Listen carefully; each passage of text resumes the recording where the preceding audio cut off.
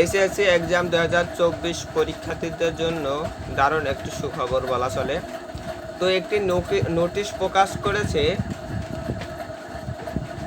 আমাদের যে দীপু মনে ছিল আগের যে শিক্ষামন্ত্রী, সে প্রকাশ করেছে এইচএসসি এক্সাম 2024-এর অটো পাস করিয়ে দেওয়ার জন্য।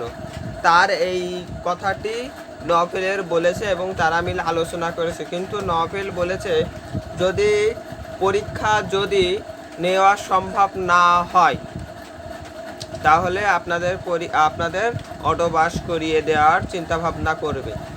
কিন্তু নওফেল এখনও বলেনি যে আপনাদের অটো পাস ডাইরেক্ট দিয়ে দেবে।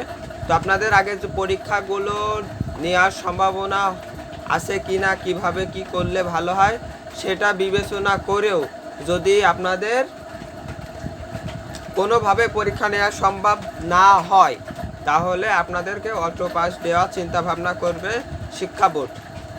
তো দীপমণিরই আগে থেকে বলেছে নওফেলকে যে অটো পাস করিয়ে দেওয়ার জন্য। তো এখন দেখা যাক কী করে। আমারও নিউজ জানতে আমাদের চ্যানেলটি সাবস্ক্রাইব করে রাখতে পারেন। যারা আমাদের চ্যানেলে নতুন তারা আমাদের পাশে থাকবেন সাবস্ক্রাইব করে। এবং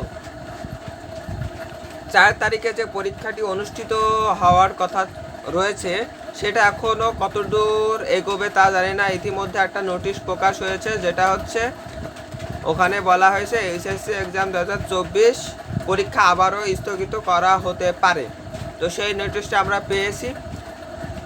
আমাদের সকল প্রকার আপডেট জানতে আমাদের চ্যানেল সাবস্ক্রাইব করে রাখতে পারেন, পাশে থাকা বেল আইকনটি বাজিয়ে রাখতে পারেন। এবং আমরা এমসিকিউ সমাধানগুলো দিয়ে থাকি, এমসিকিউ সমাধানগুলো আশা করি পাবেন যদি পরীক্ষাগুলো অনুষ্ঠিত হয় তাহলে।